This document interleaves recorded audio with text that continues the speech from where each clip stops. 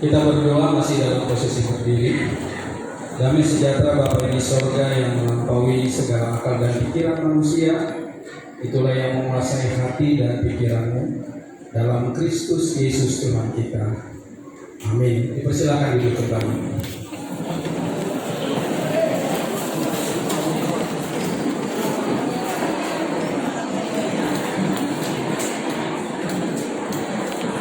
Ya, saya mau buat alarm dulu supaya jangan kelamaan di khotbahnya.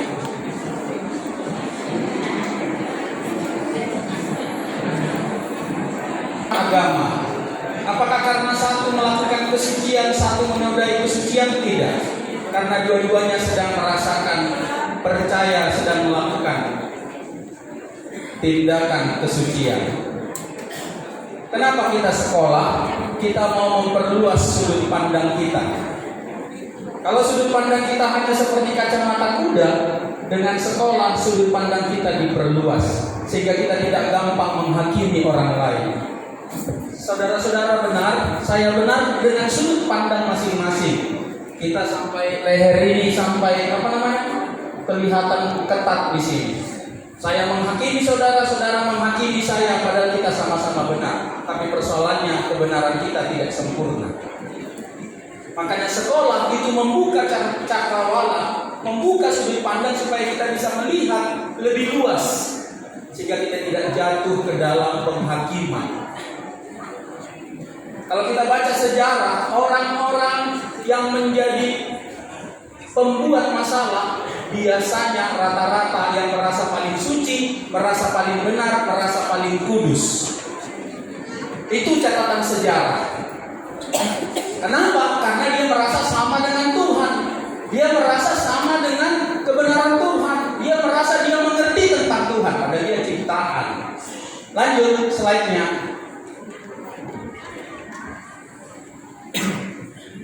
Ya, siapa kebenaran itu? Siapa kebenaran itu? Tuhan. Semua orang bilang Tuhan. Ibrani 15, iblis juga percaya sama Tuhan. Tuhan yang mana? Jangan hanya bilang Tuhan gitu. Lanjut slide-nya. Mari kita baca dulu 2-3 ya. Kata Yesus kepadanya, "Akulah jalan dan kebenaran dan hidup.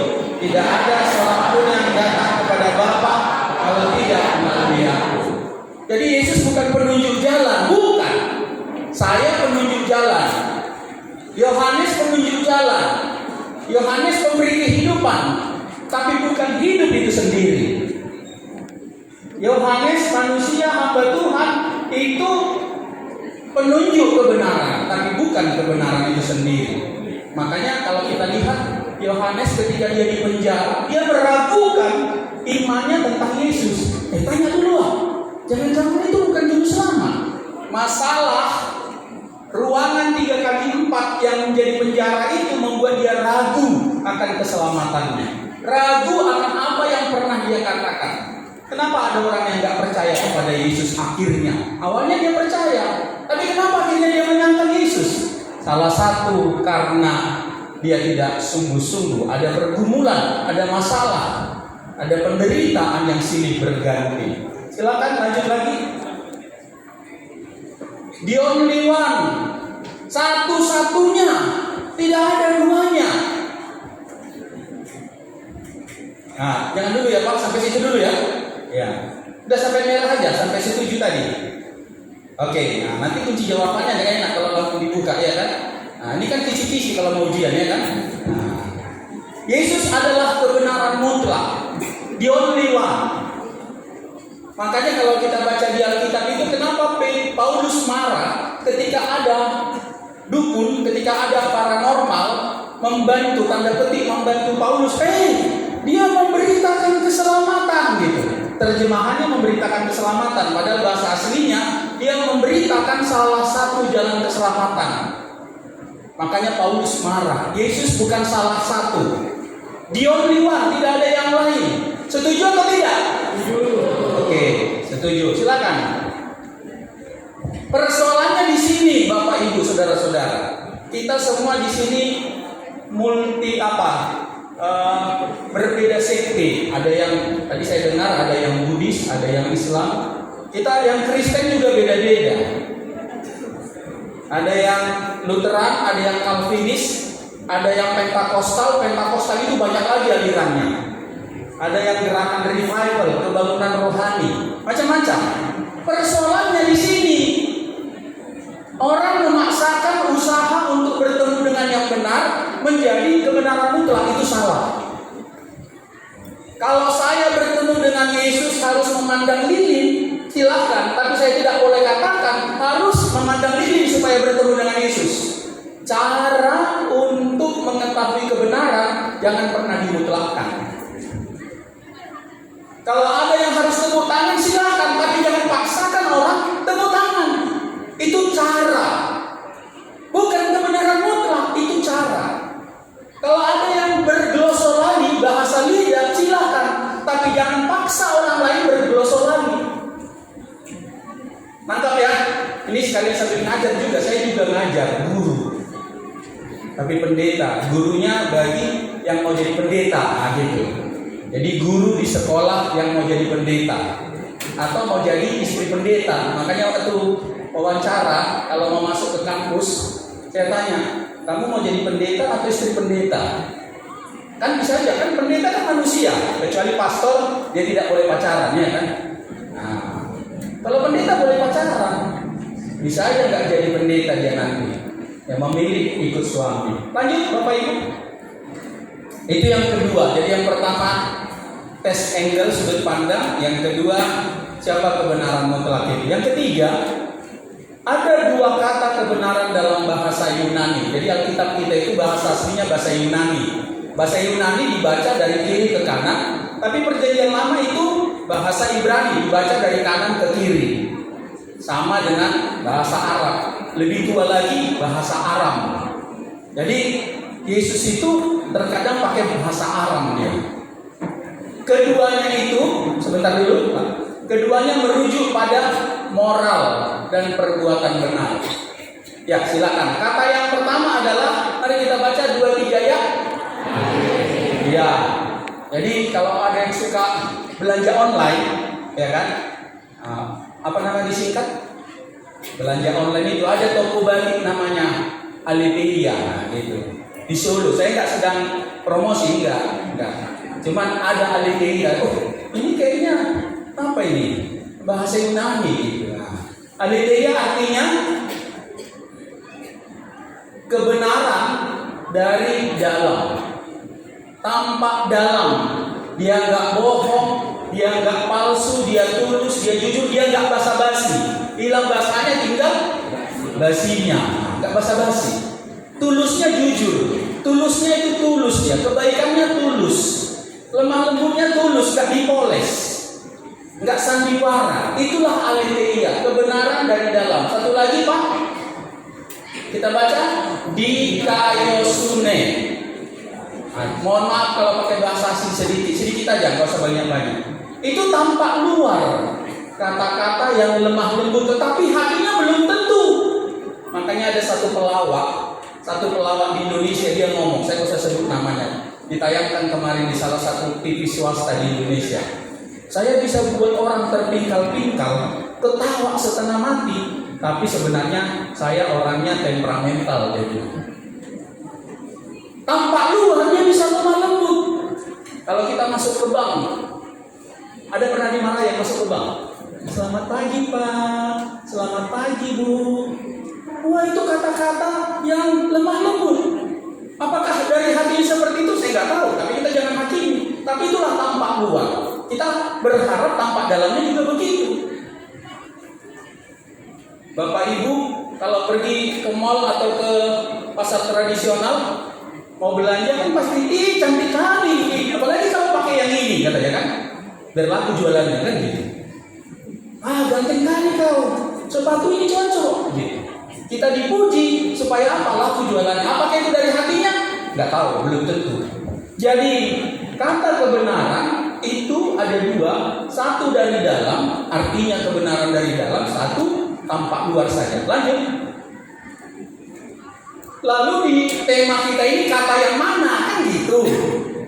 Di Yohanes 14 tadi kata yang mana? Mari kita buka kunci jawabannya. Kata aletheia. Bukan dikaiosune. Lanjut lagi. Apa artinya ketika Yesus berkata, kamu jadi saksi kebenaran, akulah jalan dan kebenaran, yang artinya aletheia, kebenaran dari dalam. Apa artinya? Pertama, lanjut. Tuhan Yesus sang kebenaran menekankan hati. Tadi dengan ketua yayasan kami ngobrol sebentar sebelum masuk, lalu kami sempat lagi ngobrol waktu prosesi. Istilah yang sering saya sampaikan juga, ternyata Bapak Ketua Yayasan katakan spiritualitas. Jangan bicara agama sebenarnya. Kita bicara tentang bagaimana spiritualitas. Secara kekristenan agama nggak menyelamatkan. Yang menyelamatkan siapa? Tuhan Yesus. Yang di samping kiri Yesus yang disalibkan itu, dia nggak dibaptis itu menurut sekte tertentu pada waktu itu. Tapi apa yang dia bilang? Yesus, jikalau engkau sampai dalam kerajaanmu, ingatlah aku. Saya mau tanya dulu nih sama yang muda-muda ini. Saya mau tanya dulu ini biar makin teguh ini, jangan diombang-ambingkan. Saya mau tanya, Yesus yang disalib masih Tuhan atau sudah gembel? Berarti masih bisa datangkan mujizat. Berarti dia bisa datangkan sungai Yordan ketika ada yang bertobat di sampingnya. Bisa atau tidak? Bisa. Kenapa Yesus tidak lakukan itu? Yohanes 4 ayat 2. Meskipun Yesus sendiri tidak pernah membaptis, melainkan murid-muridnya. Mohon maaf, saya harus katakan. Ini harus saya katakan. Jangan mau dipengaruhi dengan baptisan gereja, perci atau selam anak-anak atau dewasa. Kita dibaptis supaya menjadi tanda warga gereja. Tetapi baptisan yang sesungguhnya diselamkan ke dalam Yesus, bukan ke dalam air. Baca nanti Matius 28, 19, 20. Pergilah, jadikanlah semua bangsa muridku dan baptislah mereka. Enggak dibilang dalam air. Dalam nama Bapa dan Anak dan Roh Kudus. Jadi waktu saya melayani di HKBP Sudirman dekat Bandara Kolonial, 4 tahun saya di situ. Ada seorang dokter nanya, Pak Pendeta, bisa dibaptis pakai pasir? Oh bisa. Pakai muda juga bisa, saya bilang. Tapi saya bawa canda, kalau pendetanya baru makan jengkol, kebauan babynya, saya bilang. Bau, jadi apalah bayinya. Baptislah dalam nama Bapa. Gak penting medianya. Gak penting mau pakai air boleh, mau pakai tua boleh, mau pakai pasir boleh, pakai minyak lampu pun boleh, tapi bahaya kan, panas. Jadi jangan ngotot-ngototan. Jangan ngotot-ngototan. Kami yang benar tadi. Kami yang benar. Sama-sama benar. Yesus membuktikan, tadi kita sudah sepakat loh, Yesus masih Tuhan walaupun disalib. Kalau memang cara baptisan paling penting, Yesus akan lakukan itu. Bagi Yesus yang paling penting orang diselamkan ke dalam dirinya. Tuhan Yesus sang kebenaran menekankan hati. Lanjut. Contohnya Yohanes 6 ayat 63. Rohlah yang memberi hidup. Selanjutnya baca. Daging sama sekali tak berguna. Bukan daging ayam ini ya, bukan daging sapi ya, apalagi daging babi ya, bukan. Daging itu maksudnya tubuh. Rohlah yang memberi hidup. Kalau kita makan 3 kali 1 hari untuk kesehatan, bagaimana makanan rohani? Untuk hal-hal rohani saja, mungkin ibu-ibu di sini ada yang facial, ya kan? Mau Natal ini biar dilihat siswa-siswa aku agak glowing, ya kan? Saya glowing nggak ya? Glowing ya, karena lampu, ya. Kan udah mulai ngantuk, ya kan? Jadi agak canggih sedikit. Untuk hal-hal fisik kita mau mengeluarkan uang, apalagi untuk hal-hal rohani. Kenapa ada orang mudah tersinggung? Karena rohaninya nggak dikasih makan. Dia hanya fisiknya aja dikasih makan, rohaninya nggak dikasih makan. Ada yang sebut Kristen Natalan. Sebatas Natal aja dia Kristen, setelah itu tenggelam lagi. Nggak tahu tak mana, kan gitu. Tadi saya senyum-senyum melihat penampilan-penampilan yang muda-muda ini.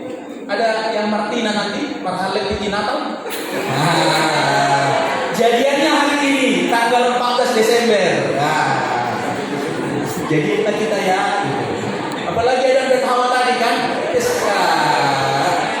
Oke, itu canda ya. Oke, pernah dengar 666? 666? Ya, kalau kalian baca nanti Yohanes 6 ayat 66, maka banyak orang yang mengikut Yesus itu meninggalkan Tuhan Yesus karena perkataan Tuhan Yesus. Jadi 666 itu ternyata gak main-main. Yohanes 6 ayat 66 itu lambang 666 lambang setan, iya kan? Nah, oke, lanjut lagi. Apa lagi contohnya? Yesus sang kebenaran, lanjut.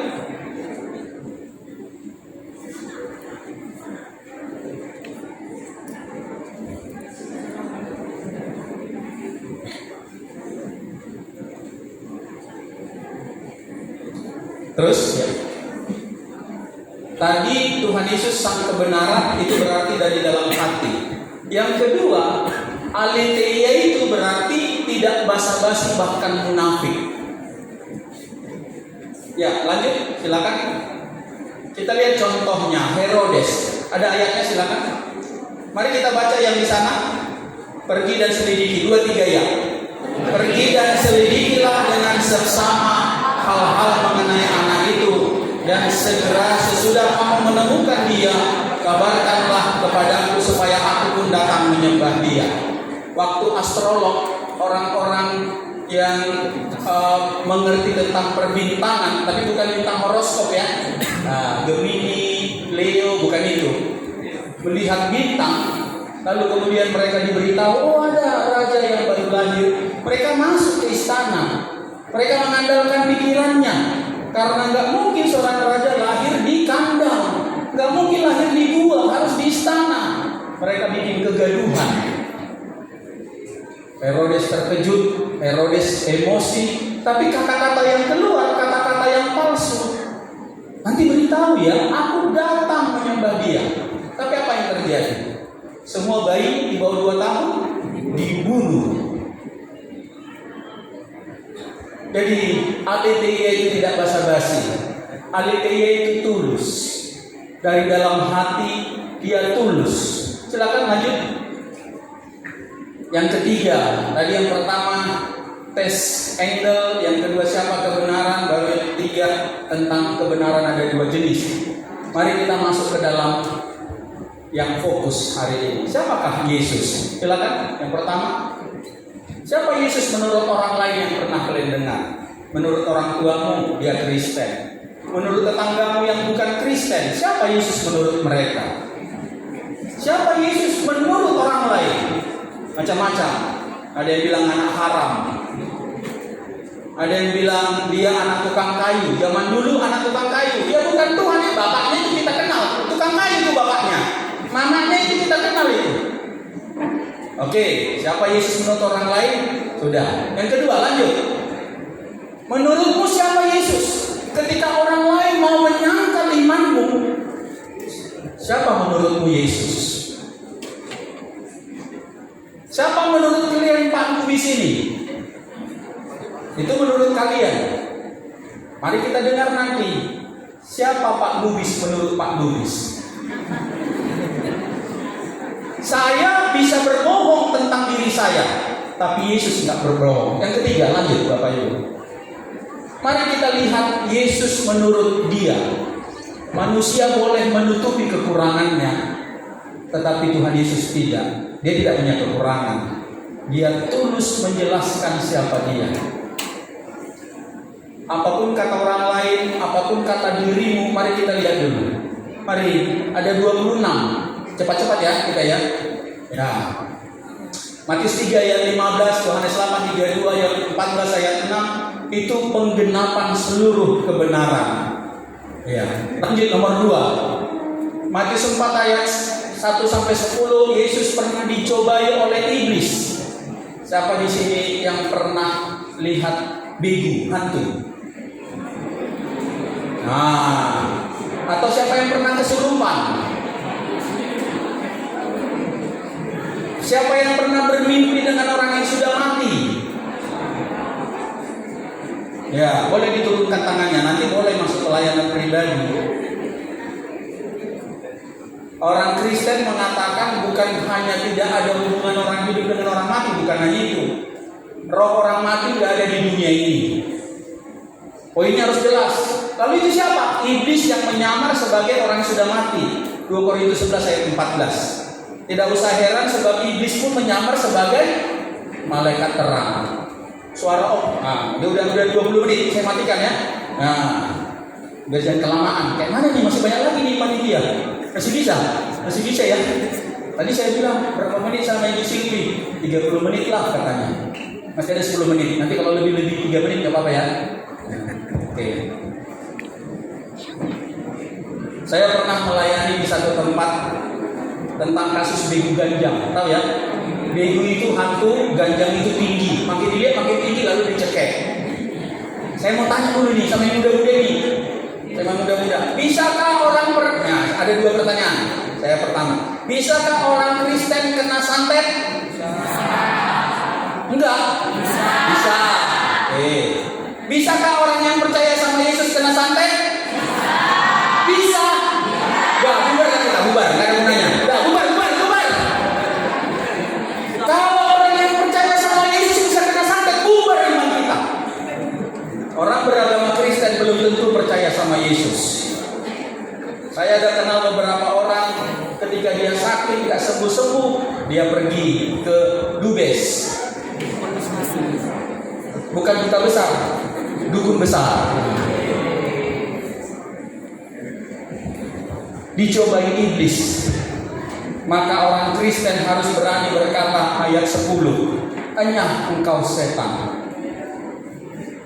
Kemarin saya beli makanan, beli sarapan. Jadi yang jual sarapan ini cerita, ada baru kena hipnotis. Dihipnotis, hilang tasnya, ada paspornya, ada uangnya, KTP dan sebagainya. Strategi hipnotis adalah itu yang digunakan iblis kepada Yesus. Matius 4 ayat 1 sampai 10. Dibawa ke hubungan bait suci, lalu dia ngomong 3 kali kita tunduk dalam ajaran dia, maka kita dalam kendalinya. Makanya Yesus yang ketiga ngomong, enyah kau setan, enyah kau iblis. Jadi tidak bisa santet kena kepada orang yang percaya sama Yesus. Kalau Anda punya penjaga badan yang dicincin, dipinggang, yang dimakan, itu jalur bagi kita untuk kena santet. Buang semuanya, terima Yesus, maka Anda tidak akan kena santet. Di Keluaran itu ada. Tidak ada mantra yang mempan kepada keturunan Yakub. Lanjut, Pak, karena ini 26, nanti cepat-cepat aja. Siapakah Yesus? Dia memberitakan pertobatan, bukan memberitakan gerejanya, bukan. Beritakanlah pertobatan supaya orang bertobat. Mau gereja apa terserah. Lanjut, menjadi penjala manusia. Dituntun, manusia itu dituntun percaya sama Yesus. Jadi jangan ada perasaan gerejaku paling benar. Berdasarkan sejarah gereja, semua gereja punya kelemahan. Bahkan ada sejarah perpecahan. Lanjut lagi, Matius 5 1 sampai 48 mengajak dengan 9 ucapan bahagia. Kamu sudah mendengarkan firman mata ganti mata, tapi aku berkata kepadamu, kasihi musuhmu dan berdoa bagi orang yang menganiaya kamu. Gak gampang, tapi bukan berarti tidak bisa dilakukan. Ada yang putus cinta tadi malam? Nah, karena anak muda kan seputar itu ya percakapannya kan. Mau nggak mengampuni? Saya katakan kepada mahasiswa saya, sama anak muda juga saya katakan, kalau kalian baru putus pacar, jangan pacaran lagi dulu. Sembuhkan dulu sakit hatimu. Kalau enggak, dia akan menebar sakit hati yang baru. Kayak kereta, ada per, dia akan membuat spiral kekerasan namanya. Jadi korbannya makin banyak. Jangan patah tumbuh hilang berganti sebelum patah cari ganti ya. Nah, kantor pusat satu, kantor cabang banyak, jangan juga. Ya, anak-anak muda ini saya mau katakan ya, di salah satu provinsi, data tahun 2020, 7 dari 10 perempuan tidak virgin lagi. Seks bebas menjadi tantangan. Dengan apa seorang muda menjaga kelakuannya bersih? Dengan menjaganya sesuai dengan firman Tuhan. Anda harus berani berkata tidak. Mazmur 1 ayat 1, kenapa pergaulan kita bisa rusak? Kenapa kita bisa rusak? Karena pergaulan kita, salah satu di antaranya. Kalau saya berteman dengan seseorang yang ada kutunya, kutu itu bisa transfer ke kepala saya. Kalau saya berteman dengan orang yang suka caci maki, itu bisa transfer ke saya. Nomor 6, dialah Bapa kita. Kalau dia Bapa, kita anaknya. 7, aku akan berterus terang kepada mereka, aku tidak pernah mengenal kamu. Enyahlah daripadaku. Tunggu, ya. Bukan semua orang yang berseru kepadaku Tuhan, Tuhan, tetapi orang yang melakukan kehendak Bapa itu yang dikehendakinya. 8, mengajarkan ada tempat kegelapan yang paling gelap, ada sorga, ada neraka. Jadi kalau ada yang bilang sorga itu nggak benar. Yesus bilang sorga itu ada, neraka itu ada. Itu pepatah. Sorga di bawah telapak kaki itu pepatah. Tapi Yesus mengatakan, di mana sorga? Ada di bumi ini? Ada. Matius 11. Jikalau engkau mengusir setan dengan kuasa Tuhan, maka sesungguhnya kerajaan sorga ada di antara. Jadi kerajaan sorga bisa terjadi di Brigjen Katangso ini kalau kita mengusir kuasa setan, kuasa kelaliman, kuasa ketidakjujuran, kuasa macam-macam, sifat-sifat iblis. Jadi bukan nanti kerajaan sorga itu kegenapannya. 9, ini penting. Sering sekali orang Natal pikirannya Yesusnya bayi. Makanya kalau dia bayi ya kita nggak peduli karena dia bayi. Paradigmanya Yesus yang kita sembah itu Yesus Tuhan. Dulu dia pernah jadi anak manusia, sekarang dia sudah kembali ke hakikatnya sebagai Tuhan. 10, berkuasa mengampuni dosa. Makanya kita dimampukan mengampuni orang yang bersalah kepada kita. 11, yang kukehendaki adalah belas kasihan dan bukan persembahan. Tadi saya tanya kepada Bapak Lubis, karena nggak ada ditulis di sini lakukan persembahan. Saya tanya, ada persembahan? Nggak ada. Bukan persembahan uang, nanti yang paling penting hati. Jadi jangan terganggu, Bapak Ibu saudara-saudara, kalau nggak punya uang pergi aja beribadah. Jangan kayak waktu saya sekolah minggu, malu kan nggak kasih persembahan, saya pura-pura masukkan tangan saya, padahal nggak ada. Nah, baru yang kedua, karena terlalu besar, nggak ada tukarnya. Nah, saya bilang sama adik saya, kami 2 ya, gitu. Emangnya ongkos 2 orang kan? Gak usah takut kalau nggak ada persembahan yang sesungguhnya, aletheia, hati. 12, pergi dan beritakan kerajaan sorga sudah dekat. Paulus ketika dia berjumpa dengan Yesus, dia katakan, celakalah aku jikalau aku tidak memberitakan Injil. 13, cukuplah bagi seorang murid jika ia menjadi sama seperti gurunya. Kita nggak mungkin sama seperti Yesus, tapi kita terus diproses menjadi sempurna. 14, aku datang membawa pedang. Pedang itu bukan berarti peperangan. Pedang itu pemisahan. Nggak boleh di tengah-tengah. Yakobus 1 ayat 7, orang yang mendua hati nggak tenang dalam hidupnya. Makanya pacaran jangan pasang 2. Kata Pak Pendeta jangan pasang 2, pasang 3 lagu. Enggak juga. Jangan mendua hati. 1, Tuhan. Kalau mau sembah setan ya jangan juga ya. Tapi jangan kakinya 2, kadang ke Tuhan, setan jangan.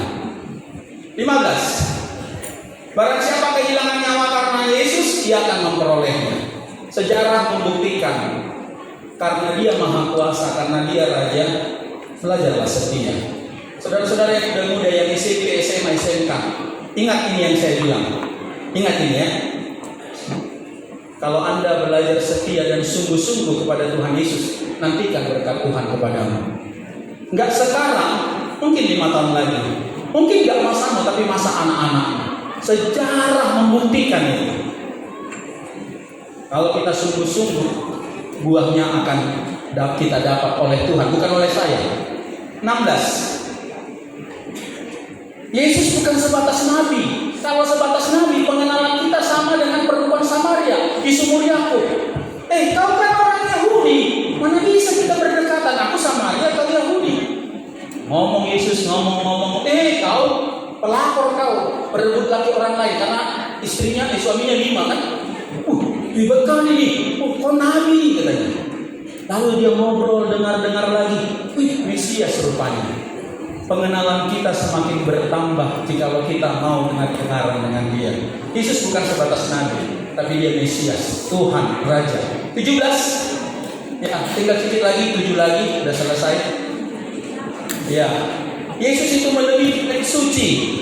Gereja bait suci bisa hancur, tetapi bait suci yang sesungguhnya ini.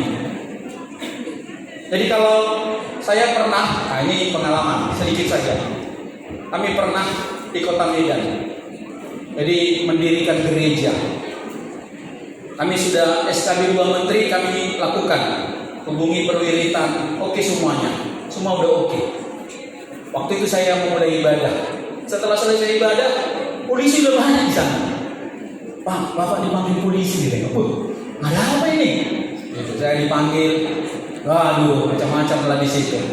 Adalah beberapa kebijakan yang menurut saya nggak fair. Salah satu ini, tidak boleh pakai sound system. Saya mau tanya, sound system dari berapa kata? Sound dan sistem. Sound artinya apa? Suara. Sistem artinya apa? Pengaturan suara. Ini sound system loh. Hidupkan HP sound system loh. Nonton TV sound system. Akhirnya dicoret. Yang kedua, ya katakan nggak boleh makan babi katanya kan. Nah, saya juga tunjuk tangan. Pak, memang sebagian orang itu haram. Tapi kan kami makan di rumah kami. Masa yang di rumah kami sendiri diatur-atur orang? Coret juga gitu. Dan yang ketiga, nggak boleh gereja di situ. Akhirnya gereja itu ditutup. Gereja bisa ditutup, gereja bisa hancur, tapi bait suci yang sesungguhnya tidak bisa hancur. Makanya Yohanes 4 ayat 24 apa dikatakan?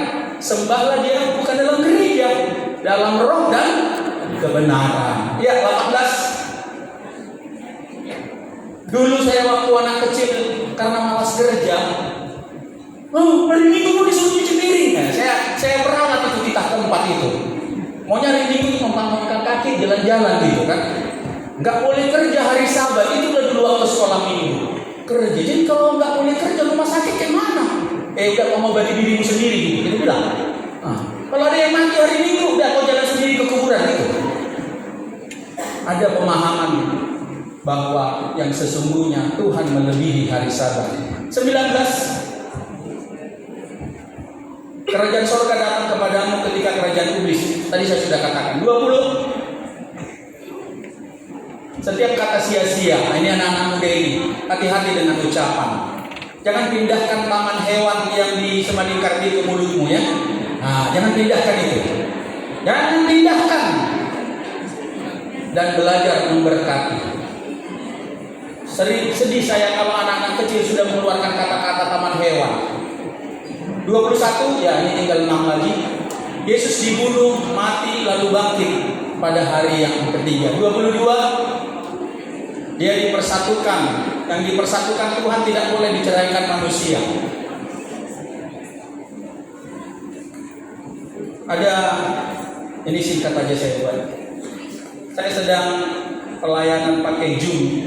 Ada 3 keluarga yang berbeda. Satu bukan di Indonesia, di luar negeri. Yang di luar negeri ini hidup 3 tahun bersama tanpa ikatan, anaknya sudah 2 tahun. Mereka datang kepada Tuhan. Mau kemana hidup kami kalau 7-Eleven kumpul kebun? Itu satu. Yang satu keluarga itu di Indonesia ini, si suami sudah punya istri yang ketiga. Jadi sudah 3 kali kawin, bukan karena meninggal. Si istri juga ini suami yang ketiga. Ekonominya rendah. Mana gereja yang mau menerima? Gak ada. Kalau di orang kaya mungkin ada gereja yang mau menerima kan? Mungkin, saya nggak tahu juga. Lalu kami datang. karena dia mau datang kepada Tuhan. Satu lagi, ada satu keluarga, si istri ketahuan selingkuh kurang lebih 6 tahun. Tapi suami mengatakan, aku menerimamu apa adanya. Sudah menikah, sudah punya anak. Dan ada satu lagi, si istri mau gugat cerai suaminya karena suaminya berselingkuh. Kalau tadi yang kasus ketiga, suaminya nggak gugat cerai. Kenapa bisa seperti itu yang nomor 3 tadi? Karena ini dia, pemahaman dia ini. Saya tahu saya sangat sakit, tetapi saya tidak mau apa yang dipersatukan Tuhan diceraikan manusia. 23. Kerajaan sorga diambil dari yang tidak menghasilkan buah. Kalau kita tidak menghasilkan buah, nanti akan diambil, diberikan kepada orang yang menghasilkan buah. 24. Segala kuasa di sorga dan di bumi telah diberikan kepada Yesus. Jadi jangan takut. Jangan takut kalau lewat kuburan. Jangan takut, jangan lihat ke belakang, atau jangan takut. Makanya berdoa, kuasa Tuhan Yesus melingkupi, darah Yesus melingkupi, pasukan malaikat Tuhan menjagai, sehingga kita tidak terkena oleh dakwaan sinis. 25. Aku guru dan Tuhan, belajar kepada dia karena dia guru yang gak pernah salah. Saya sebagai guru, saya punya kelemahan, saya terbatas, tapi Tuhan Yesus itu guru yang Maha Agung. Gak perlu pakai paket, gak perlu beli paket kita biar online bersama dia, enggak. Kapan aja bisa menghubungi dia. Tidak harus pakai jas, tidak harus pakai kebaya, bahkan tidak harus resmi pakaiannya. Dalam kondisi bagaimanapun dia bisa dihubungi. Dan yang terakhir, Yesus juga raja, tapi bukan raja dunia. Silakan slide-nya berikutnya, dan seterusnya bisa ditambahkan. Itulah Yesus menurut Yesus. Terakhir Pak, kesimpulannya, ya boleh dibaca. Mari semakin mengenal Tuhan Yesus, bukan karena pendapat orang lain. Guru agama boleh membantu kita, gembala sidang boleh membantu kita, pastor boleh membantu kita, pendeta boleh membantu kita, majelis boleh membantu kita.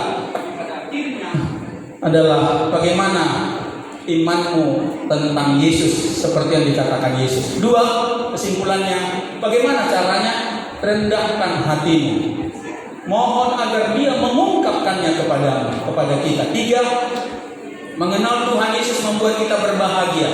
Jadi kalau ada orang berkesaksian, aku sudah berjumpa dengan Yesus tanggal sekian, bulan sekian, tahun sekian, tapi hidupnya terus bersungut-sungut, mungkin itu Yesus yang lain.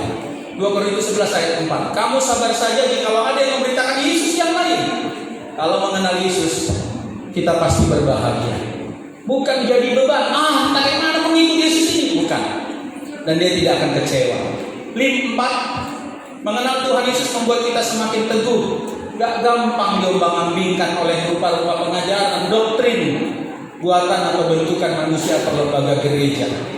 Gereja A pecah menjadi gereja B, agak dibedakan sedikit ajarannya, supaya ada kekhususan. Itu yang saya katakan tadi, setiap gereja ada kelemahannya. Saya tidak mengatakan buruk, tidak, tapi ada kelemahannya. Itu bentukan manusia, berdasarkan Alkitab, tapi bentukan manusia. Silakan yang kelima, diberi kunci kerajaan sorga. Jadi kalau diberi kunci kerajaan sorga, saya bisa keluar atau masuk. Kalau kunci kerajaan sorga, kita bisa masuk kerajaan sorga, diberikan rahasia kerajaan sorga. Tahu Tony Daud? Tony Daud itu adalah wakilnya setan. Dia sudah sampai menembus dinding. Dia bertobat, dia tinggalkan. Dia sudah pengantinnya Lucifer. Saksikan aja di YouTube supaya tidak terlalu panjang saya jelaskan. Dia tinggalkan itu dan dia sungguh-sungguh. Kunci kerajaan sorga diberikan, dibuka-bukakan rahasia, tapi tidak menjadi sombong rohani, bukan. Yang keenam, dimampukan menjadi pribadi hidup yang benar. Kenapa ada orang suka berbohong walaupun dia tahu itu tidak benar? Kenapa saudara-saudara kita, saya pernah ke lembaga pemasyarakatan, Kenapa warga binaan itu bisa sampai 2 kali, 3 kali di penjara? Dia tahu itu mencopet gak benar, dia tahu membunuh gak benar. Kenapa dia lakukan? Karena ini ada keterikatan yang membuat dia tidak bisa menjadi pribadi yang benar. 7. Habis. Ya. Bapak Ibu, saya mau tuntun kita berdoa ya, supaya kita menjadi saksi di hadapan Tuhan. Waktunya sudah lebih memang 30 menit. Oleh karena itu di Natal ini dengan kerendahan hati semua kita, bagi yang bersedia bersuara, katakan supaya tema ini dan subtema ini menjadi bagian kita. Mari kita tundukkan kepala. Saya dulu berdoa, nanti setelah itu saya ajak ibu bapak semua berdoa. Tuhan Yesus yang maha baik, Engkau adalah Raja, Engkau adalah Raja Sorga. Kami bersyukur Tuhan, jika Engkau pernah datang ke dunia ini mengambil rupa manusia. Banyak tujuannya. Salah satu di antaranya Engkau memperkenalkan dirimu kepada manusia. Bagaimana mungkin kami mengenalmu jika Engkau hanya sebagai roh saja? Tapi kami bersyukur ribuan tahun yang lalu Engkau memperkenalkan dirimu dalam rupa manusia. Murid-murid-Mu mencatatnya dan kami bisa membacanya sampai saat ini. Kami bersyukur juga karena Engkau adalah roh, Engkau menambahkan pengenalan-pengenalan kami terhadap Engkau. Dan hari ini melalui tema ini kami dipanggil, kami diajak untuk melakukan, untuk menjadi saksi kebenaran. Engkaulah kebenaran yang mutlak. Di luar Engkau tidak ada kebenaran. Dan kalau kami tidak di dalam Engkau, maka kami juga tidak bisa melakukan kebenaran yang sungguh. Karena itu dengarlah ketika kami semua mau berdoa di sini. Dengarlah doa kami ya Tuhan Yesus. Katakan seperti ini, Tuhan Yesus yang maha baik, aku bersyukur kepadamu atas anugerah-Mu dalam hidupku. Pada sore hari ini, dengan segenap hatiku, dengan segenap kekuatanku, dan dengan segenap imanku, aku membuka hatiku, mengundang Tuhan Yesus, Raja Sorga, masuk dalam hidupku, memimpin hidupku, menjadi Raja dalam hidupku. Terima kasih Tuhan. Di sini aku datang kepadamu, mengucap syukur atas keselamatan yang Engkau anugerahkan dalam hidupku. Dan saat ini izinkan aku Tuhan memakai kuasa dalam nama-Mu, dalam nama Tuhan Yesus. Jikalau ada malaikat iblis yang selalu menguntit aku, dalam nama Yesus ku enyahkan. Dan jikalau ada perjanjianku dengan iblis yang ku atur sendiri atau yang diatur orang lain kepadaku, dalam nama Yesus perjanjian itu ku batalkan. Perjanjianku hanya kepada Tuhan Yesus dalam bentuk perjanjian yang baru. Jikalau ada jasa-jasa iblis yang ku terima, yang ku atur sendiri, atau yang diatur orang lain kepadaku, seperti kesembuhan, kepintaran, kesehatan, kekayaan, atau apapun namanya, dalam nama Yesus ku sangkali seluruh anggota tubuhku, mulai dari rambutku di kepalaku sampai ujung kakiku, disucikan oleh kuasa Tuhan Yesus. Tuhan Yesus yang maha baik, jikalau ada kutuk yang menimpa aku, dalam nama Yesus ku batalkan, digantikan dengan berkat dari Tuhan Yesus. Aku juga minta ampun jikalau aku pernah mengeluarkan kata-kata kutuk. Kutuk itu kucabut dalam nama Yesus. Tuhan Yesus yang Maha Baik, semua sakit hati, kekecewaan, luka batin, akar pahit dalam hidupku, aku mohon Tuhan, sembuhkanlah. Dan aku mau menyatakan pada saat ini, aku mau mengampuni semua orang yang menyakiti aku, yang telah mempermalukan aku, yang telah melukai aku. Tuhan Yesus, berkatilah mereka, ampuni mereka, selamatkan mereka. Aku juga minta ampun jikalau sikapku, tutur kataku, perangaiku membuat orang lain terluka, membuat orang lain sakit hati. Ampuni aku Tuhan, sembuhkan luka batin mereka. Dan semua roh-roh najis, roh perangsang dosa yang sudah sempat masuk ke dalam hatiku yang terluka itu, dalam nama Yesus ku usir. Terima kasih Tuhan Yesus.